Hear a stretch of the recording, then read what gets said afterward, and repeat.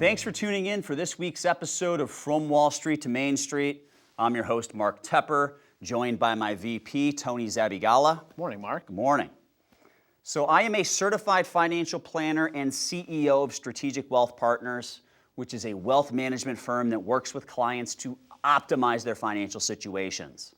Whether that be their investment strategy, financial plan, or getting their business ready for sale, we work with all of our clients to ensure that they're doing all of these things as effectively as possible. Now, on this weekly show, we take those difficult to understand Wall Street concepts and we break them down so that everyone on Main Street can understand them. Beyond what you'll see on today's show, we do have additional content on our website. From video lessons to books to upcoming live workshops, everything is right there on swpconnect.com. And if you're interested in more timely content, thoughts on the market, thoughts on the economy, be sure to follow us on social media. You can get us on Twitter at Mark Tepper SWP and on Facebook at SWP Connect. Let's get started. So on today's show, we're going to be talking about how to tilt the odds in your favor when it comes to your investment portfolio. All right, so really, I guess I would kind of look at this as a four-part series. So over the last few weeks, Tony and I have talked about stock market anomalies that have led to outsized returns, which if you overlay those on your portfolio, can help to tilt the odds in your favor. Right. Today we're going to be talking about really our three-pronged strategy for picking individual stocks, which, when followed, can tilt the odds in your favor.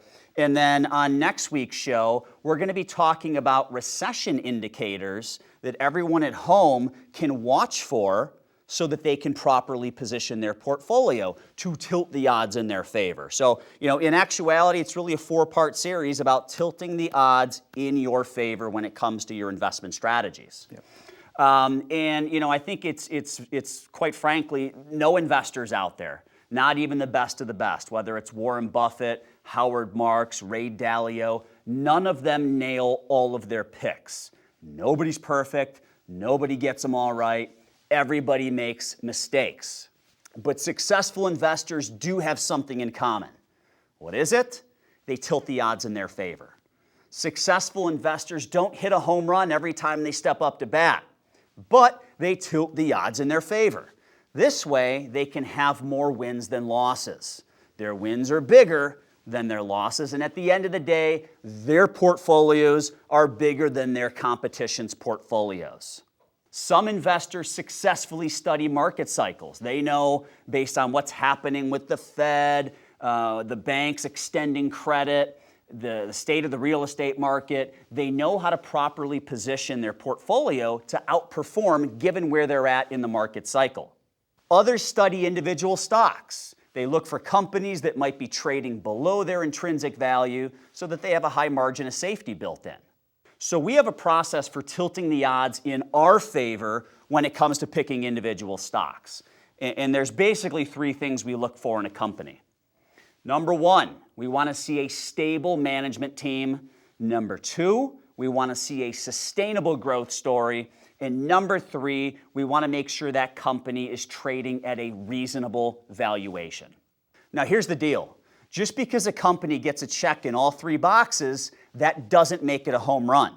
However, it does tilt the odds in our favor. If a stock doesn't get a check in one of those boxes, it doesn't pass our test, and we wouldn't invest in it. Now, here's the thing. There's always going to be stocks that don't get a check in all three boxes, which means that we wouldn't own them, that still might perform very well, and that's okay. Sometimes stocks trade on hype for a while before the investing public realizes that they're mispriced. And that's just not a risk we're willing to take, and quite frankly, neither should you. Don't get sucked into high-flying stocks because of hype, only to get in too late, like you've talked about before, and ride that roller coaster, not up, but all the way down, right? So when we come back, we're going to get into our three-check system for tilting the odds in your favor so that you can get an investment edge, something we call the SWP trifecta. Stick with us, and we'll be back in a few. How well are you managing your wealth? Are you taking advantage of all opportunities that are available to you? Just as it makes sense to have regular physical checkups to make sure you're maintaining optimal health, it also makes sense to do a regular checkup on your financial situation. Our Wealthalize tool provides you with that diagnostic. Simply complete our online questionnaire in under 15 minutes. Our proprietary software will analyze your investment strategy, tax situation, asset protection, estate planning, charitable giving, and your professional relationships. You'll immediately receive a score ranging from 0 to 100, which assesses your situation. Additionally, you'll receive a SWOT analysis, which identifies your strengths, weaknesses, opportunities, and threats that could impact your wealth management. Visit today, www.wealthalize.com. All right, welcome back to From Wall Street to Main Street, where we are talking today about tilting the odds in your favor when it comes to your investment strategy. Basically, making sure you have an edge. And the most successful investors in the world, like I said, they don't nail all of their trades. In fact, sometimes they get caught off sides. They make mistakes on trades and they end up having to manage the risk that's involved with that trade that they made. But what they all have in common is that they have a process that helps them to tilt the odds in their favor. So, within our company, we do have a process designed to tilt the odds in our favor when it comes to our investment selections that we'd like to teach you. And you can decide if you want to do it on your own, or you might decide that you'd rather outsource that work to someone else. It doesn't matter how you do it, just that you do it. Because quite frankly, without a process, it is very, very difficult to be successful. So in order for us to consider a stock, it needs to get a check in all three of these boxes. We need to see a strong and stable management team. We need to see that the company exhibits a good, sustainable growth story. And we need to know that that company's trading at a reasonable valuation. If we're analyzing a stock and it gets 2 out of 3 checks, it doesn't make the cut. It's got to get all 3 checks. Now, it's important to realize that there are going to be stocks that might not even get 1 check, and they end up being really good performers, but that's just not where we want to be. That's fine. Leave those stocks alone. Let someone else deal with the risk that's lopsided against them. We're going to play the stocks that are lopsided in our favor. So let's talk more about each of the 3 criteria, and we're starting off with a strong and stable management team. So in order for us to invest in a company, we have to be comfortable that the management team, which includes the CEO, the board, everyone that's involved in executing the strategy of the company, we have to be convinced that they're going to be acting in the best interests of the shareholders and that they're going to be focused on generating the best return possible. So Tony, I think some of what we want to describe here is really just maybe some examples, right? So I've talked several times on CNBC about Tesla and Elon Musk, right? A lot of people think he's going to change the world. A lot of people like the Model S. I think it's a really good looking car. But at the end of the day, do you want to own the stock? Right? And when it comes to a company like Tesla, they've had a lot of instability within their management team. There's been no stability. They've got CFOs and COOs and these people are quitting all the time. Right? They've got C-level executives dropping like flies. You've got Elon Musk tweeting. You've got him doing, funky stuff on podcasts that, quite frankly, if he wants to do that in the privacy of his own home, that's one thing. But when you are a public CEO, you shouldn't be doing that where people are watching you do it. Right. You have to be careful, like the social media. It's going to extrapolate some of these characteristics that these CEOs have. You might do your homework, see that you like Tesla, maybe you like it, maybe you don't, and you read that Elon is a scientist. But somewhere down in the footer and watching social media, you actually find out he may be a mad scientist. So you really have to do your homework, and social media is not the homework that you need because social media is normally set up to catch people doing weird and funky stuff. So you have to do the research. You have to find out, where they've been. What was their education?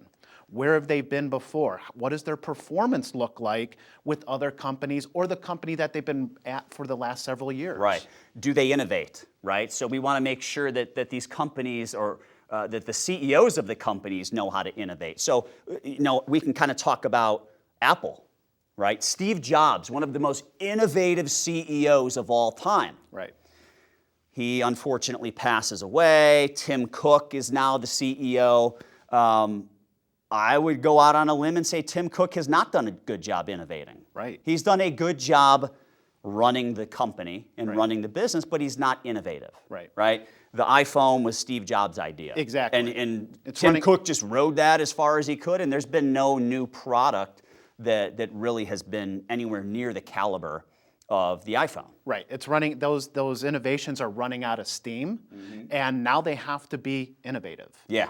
We've talked about this before between you and myself that, their new innovation is reoccurring revenue. Yeah. They're going to start having. And they're kind of late to that game. They are. They could have been doing that years ago. They could have been pushing more chips towards that side of the business. Yeah. But and then I just want to wrap up with one more CEO who I think is doing a really good job. You have Satya Nadella from Microsoft. Okay, so Microsoft, we all know Microsoft was the company that all they did was sell Windows. Right? Windows and Microsoft Office. Right. Right? You pay for it, you have it on your computer, they never generate any more revenue. Nadella has transformed that company into one of the leading cloud service providers to businesses, right? People that want to store their information up there in the cloud rather than having all these mainframe computers in data centers within their office, right? And I think he's done an excellent job in really transforming that company. Right, and also that cloud computing is that reoccurring revenue stream. Exactly. You're not buying an asset anymore. You're not buying a hard drive. You're buying a subscription to store your information in the cloud. And when you stop that subscription, where's your information go? It goes bye-bye. Right. So you're going to keep paying. Right. So, all right, so that knocks out number one of our SWP trifecta. Let's go to a quick break and we'll come back and we'll talk about the next two. Stick with us. You get one chance at retiring and you can't afford to screw it up. You don't get a do-over. That's where our Financial Bootcamp comes in, a comprehensive retirement planning course that covers 3 hours of retirement planning do's and don'ts, covering financial planning, taxes, investments, retirement income strategies, Social Security, and more. If you want to improve your odds at living a successful and rewarding retirement, you need to know what you should do and what you shouldn't do. I've found that the biggest reason people fail financially is because they don't know what they don't know. These pitfalls can lead to them being forced to either reduce their standard of living or possibly even having to go back to work. By making the commitment to educating yourself, you're giving yourself the best opportunity possible to realize a successful and rewarding retirement. Because we understand how important it is to educate yourself properly about retirement, we're offering our Financial Bootcamp at no cost to you. No cost, no obligation, just education. Visit swpfinancialworkshop.com to learn more. All right, welcome back to From Wall Street to Main Street, where Tony and I, we are teaching every single one of you how to tilt the odds in your favor when it comes to your investment strategy. Within our company, we do have 3 things that we look for. We call it the SWP trifecta. We just went through the first one, which is a good management team. Now let's move on to the second one, which is the company has to have a good, sustainable growth story, something that we believe in, a growth story that's going to last several years. Right. Not something that's going to help them to beat their earnings expectations in 1 quarter or 1 year, but something that's going to last several years. And when it comes to trying to identify growth story, I think one of the best things you can do is try to think bigger picture. Try to think about what are those key secular investment themes that are going to be big over the next 5 to 10 years. What are those, as I call them, megatrends? Right. That if we can find one of the leaders in that megatrend, we know we're going to do well because the underlying economic fundamentals are there.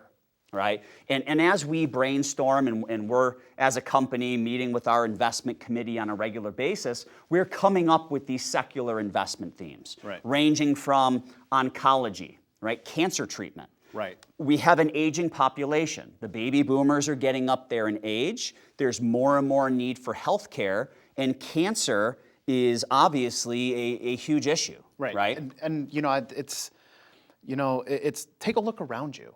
What's happening around us? And that's one of the biggest things. Where the aging population is growing, and being part of that mega trend, some type of healthcare sector. So diabetes is another. Right. Huge epidemic, because so many people in the 90s were subscribing to that high carb, low fat diet, and then you find out 10, 20 years after the fact that, oh man, I shouldn't have been eating all that sugar, right? It's not good. Right. Diabetes would be one, right? So those companies that, so there's a particular company that has developed a finger stick free glucose monitor. So you don't have to bleed and give your blood to figure out what your glucose reading is. Right. Even more important than that, it constantly monitors your glucose levels throughout the entire day, so that there's better management of diabetes, right? So companies that are focused and leaders in these megatrends, they're going to do well. Right. Robotics is a big thing. Right. Robotics and artificial intelligence. Everything's becoming automated around us. Everything. Like we can. A couple of years ago, you had to go to the store and actually buy stuff. Yeah. That's not happening anymore. Right. So there's an example of And artificial intelligence. It knows what we want. It's crazy. Yeah. Right. And that leads to two other themes that I'll talk about. So the efficient consumer, right? The consumer doesn't want to get off his or her couch anymore. Right. They want to be efficient from a cost perspective, but also a time perspective. Yep. Right. So you have the consumer who would, rather than running out to Taco Bell or to Papa John's or wherever they want to get their fast food, they'd rather pull out their smartphone, order it up, and have it delivered while they continue to sit on their couch binge watching Netflix, which is another theme, binge watching, right? And it also ties into healthcare. It's probably going to help that diabetes, the diabetes epidemic. Yeah, as long as they're getting the paleo and keto foods delivered to them, right? Right. So, I think the important thing that we want to explain here is that before you even get into the specific growth of a specific company, you want to participate in those big mega trends. So, some of them that we've mentioned here, the efficient consumer, efficient businesses, right? Businesses want good CRM programs that really drive the engine that is their business. Right? You've got oncology, which is cancer treatment, diabetes management, robotics, artificial intelligence. So you want to be a part of these big trends and identifying the companies that are going to be the leaders in those trend categories is certainly a big step towards identifying companies that have a good, strong, sustainable growth story.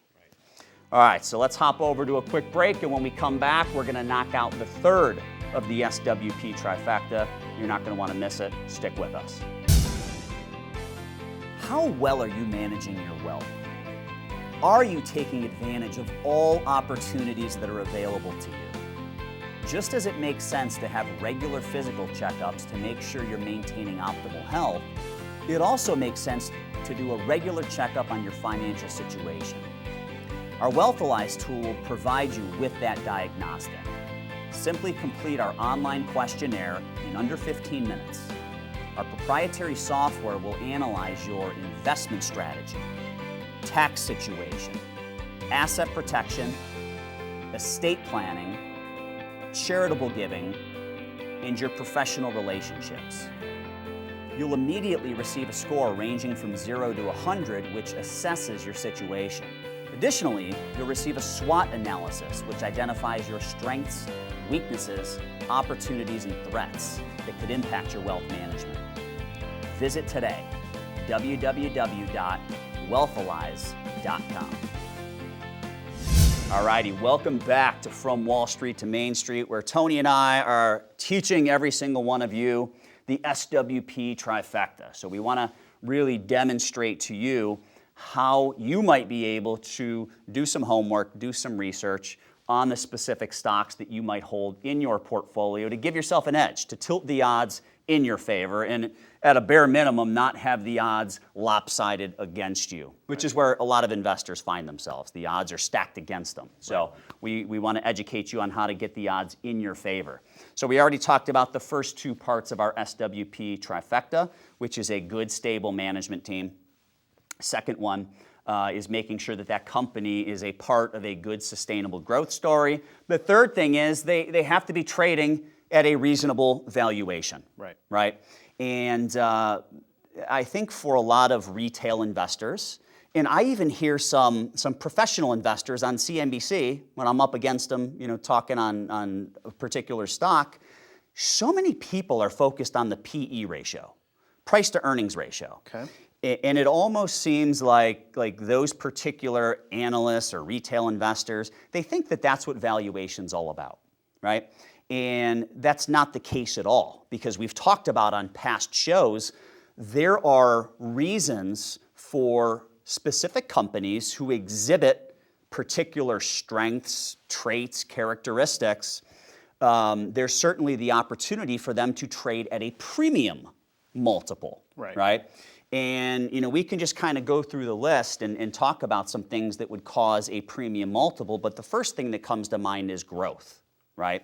So companies that are growing at 30% per year are always going to carry a higher valuation than a company that's growing at 2 to 3% per year. Right? So if I were sitting in your shoes right now, what I would suggest is stop paying so much attention to PE ratio, and I would start to focus more on PEG ratio, okay? So the PE ratio is the price of a stock divided by its earnings per share. That's what everyone talks about. The PEG ratio is the PE ratio divided by the company's growth. So it takes into consideration the growth of the company, which is one of the first value drivers that has the ability to really command a premium multiple for a particular company. Now let's talk about some of the other things that can lead to a premium multiple. So we talked about recurring and recession-proof revenues. So let's talk recurring revenues. Right? Recurring revenues, and we have a division within our company that works with privately held businesses to sell them to other people that want to own privately held businesses. And it is a fact that recurring revenue is worth more than one-time revenue. At least 2 times more. Right? So companies out there that are generating recurring revenue, I mean, you've mentioned them in the past. Yeah, I mean, we're talking Netflix. Yeah. They've got a subscription. We're talking about Microsoft. They're getting into a new area of cloud computing. So, I mean, again, they're not buying the big bulky servers anymore. They're buying a service to store that. And if they stop paying, they lose all their files. So there's an obsession to make that payment because you want the product. Plus, it's sticky, right? It typically comes through on a regular basis, so you can count on the revenue. So that commands a premium multiple. Recession-proof revenues. So I was on CNBC on a panel, and we were all talking about a particular CRM stock. All right? And a CRM stock, for those of you at home who don't know what it is, it's a customer relationship management program that businesses use to store their customer information, email addresses, contact info. They can delegate workflows to different employees within the company. It makes them more efficient. And the argument was, I liked this particular stock. Somebody else thought the valuation was too rich, right? And fortunately, I had a couple people on my side, and we went back and forth, and we all agreed that when a business is facing tough times in a recession, they might let go of some employees. They may cut back on marketing and advertising costs, but they are not going to stop paying for their CRM program. That drives the business. It makes their business more efficient and more profitable. Why would they cut it? Yeah, it's an electronic Rolodex. You need it. Exactly. You're not going to be able to run your business without it. So can you run your business with one less employee? Probably. Yeah. But that electronic Rolodex, you need that it. could be worth hundreds to thousands of employees. Right. Just all the efficiencies that are created by that computer system. Yeah, exactly. Another like recession-proof type of company that I can think of would be McDonald's. Okay, when we have to tighten our belts and we need to start saving money, they have a dollar menu, right? It's a dollar menu where you can, maybe feed your family for under $10. You eat too much McDonald's, you're not tightening your belt. I right? know.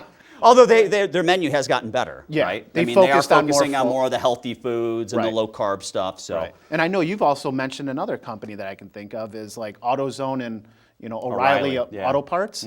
People are going to start maybe transitioning to fixing their cars rather than going out and buying new cars. right, and we've seen that happen. Right.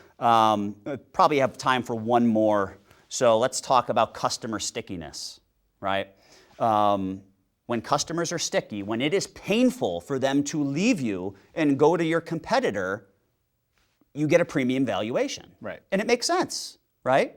Because those customers are more likely to be with you for the long run, which makes that level of recurring revenue even higher, right?